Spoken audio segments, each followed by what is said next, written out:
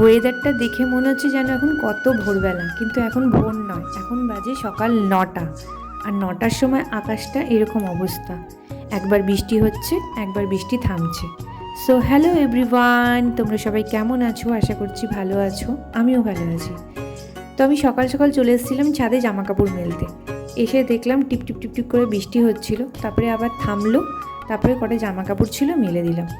আর এই ছাদটার অবস্থা আমার ভীষণ খারাপ হয়ে গেছে, বৃষ্টি পড়ে পড়ে একদম শ্যাওলা শ্যাওলা পড়ে গেছে। কটা দিন ধরে কন্টিনিউ বৃষ্টি হচ্ছে, একটুও রোদ্দুর উঠছে না বলে এতটা শ্যাওলা হয়ে গেছে। আর ছাদটা নোংরাও হয়েছে, পরিষ্কার করব করব করে ভাবছি, কিন্তু এই বৃষ্টির জন্য পরিষ্কার করে উঠতে পারছি না। কেন প্রত্যেক দিনই বৃষ্টি হচ্ছে, স্নানের আগে যখনই যাব ভাবছি ঝাড়টা দিয়ে স্নান করব, দেখি বৃষ্টি হয়েই যাচ্ছে। এই বৃষ্টির দিনে অন্য কিছু রান্না করতে না একদম ভালো লাগে না, কিন্তু কি করব, খিচুড়ি তো নিজের একার জন্য তার করা যায় না। কেন ওরা নেই, হাজব্যান্ড বেরিয়ে গেছে, ছেলেও বেরিয়ে গেছে, আমি বাড়িতে একা আছি। আর একার জন্য কিছু রান্না করে খেতে ইচ্ছে সত্যি কথা বলতে করে না।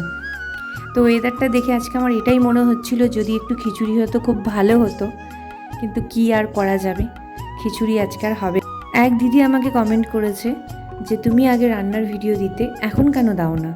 তো এখন দিই না দিদি এই কারণেই, কেন আমার রান্নাঘরটার মধ্যে কোনো ভালো লাইট নেই, যে লাইটে আমি শ্যুটটা করতে পারবো। খুব তাড়াতাড়ি আমি লাইট লাগাবো, তারপরে আমি রান্নার ভিডিও তোমাদের দেবো। তো জানলা দিয়ে খুব হাওয়া আসে, তার জন্য রান্নার ভিডিওটাও অত করতে পারি না, অন্ধকার হয়ে যায় তাহলে। আজকে রান্না করব ডিম কষা আর ঢ্যাঁড়স আলুর ঝাল করব, ব্যাস, আর কিছু করব না। ভাত দিয়ে বসিয়ে দিয়েছি। আর আমার রান্নাঘরের পজিশনটা না খুব একটা ভালো না, কেন আমার সিঁড়ির নিচে রান্নাঘর, তার জন্য একটু প্রবলেম হয়, ক্যামেরার অ্যাঙ্গেল ঠিক করে রাখতে পারি না। তবে সব কিছুই আস্তে আস্তে চেঞ্জ করব, ঠিক করেছি, সবটাই তোমাদের সাথে আমি শেয়ার করব।